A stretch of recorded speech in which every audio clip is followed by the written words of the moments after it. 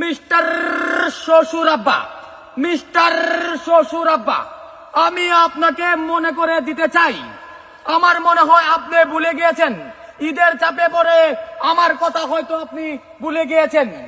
আপনি ভুলে গিয়েছেন যে আপনার একটা জি জামাই আছে, আপনি আমাকে যাবত দিচ্ছেন না। কি বুঝলেন? শ্বশুর বাড়ির থেকে দাওয়াত দেয় না দেখে জামাই মাইক নিয়ে বেরিয়েছে, ঠিক আছে? শ্বশুর বাড়ির আশপাশ দিয়া মাইকিং করতেছে, শ্বশুরের উদ্দেশ্যে বলতেছে যে ওনারা দাওয়াত দেয় নাই, সেই উদ্দেশ্য করে বলতেছে। শুনছ শুনছ, তোমার কইসলাম জিজামাটা রাইজা ফত্তা দিয়া লাও না, কমে যাবো। শ্বশুর আব্বা, আপনি কিন্তু আমাকে যাবত দিচ্ছেন না।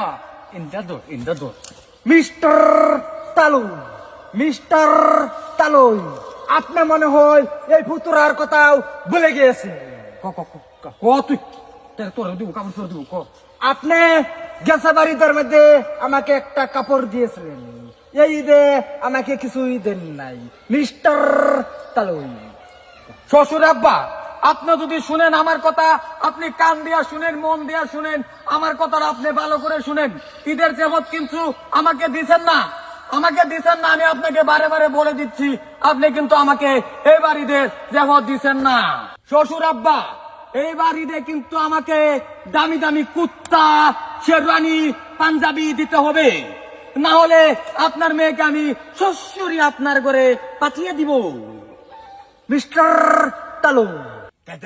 শুনুই শুনুই, হ্যাঁ বলে কুর্তা পাঞ্জাবি শেরনি বলে লাগে, হারাম করে দেখছো অবস্থাটা। তুমি যত রঙের বাহানা করো, তোমার কহালে এই তারিখে একটা লুজ দিও না।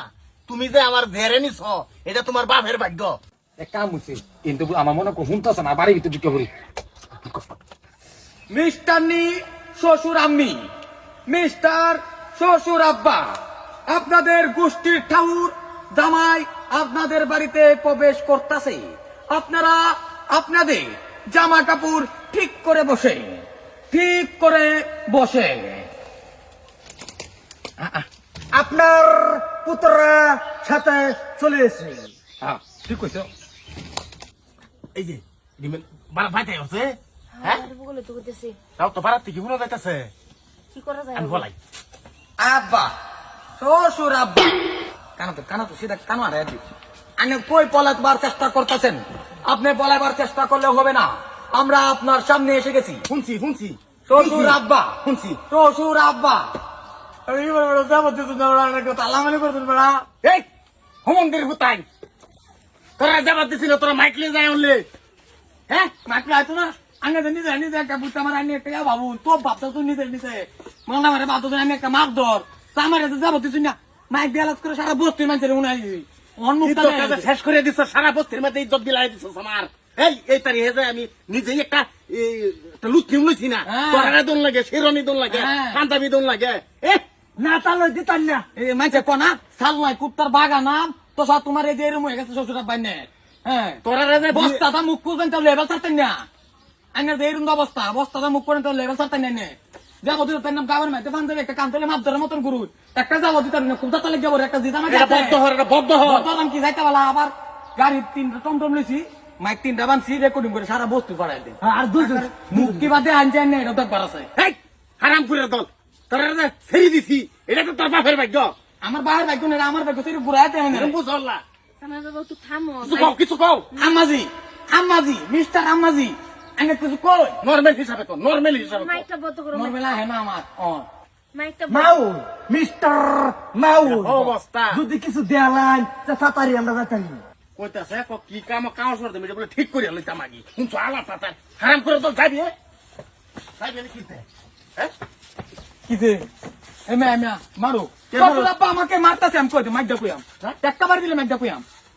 এই দুনা সাবান সদ্য রায় কই দেম, সেটা সব কই দেম মাইক দা। হ্যাঁ না না তোরা করবার চাস কি? কাগজ করে দিবা আইনা দিতেন না, দিবা আইনা দিতেন না দেখো লঙ্গি খুলে লাগা হারামপুর দেখা দেখা অবস্থা জামাই দিলে জামাই এটা কি করতেছো? হ্যাঁ আমার স্বামীর জামাই আমার ইজ্জত দিলছ, হ্যাঁ জামাই তো তোমরা কোন কোন কোন এই হারাম দাদা দেশের ততলা হইতে তো একটা পিচ্ছি মারি হারাম করে দল। তো যাদেরকে শ্বশুর বাড়ি থেকে কিছু দেয় নাই অথবা দাওয়াত দেয় নাই, ঠিক আছে, তারা ভিডিওটি তাদেরকে শেয়ার করে দিতে পারেন। ঠিক আছে, আশা করি ভিডিওটি ভালো লেগেছে। ভিডিওটি ভালো লাগলে like, comment, share and subscribe করতে ভুলবেন না। এরকম মজার ভিডিও পেতে চ্যানেলটি সাবস্ক্রাইব করে রাখুন।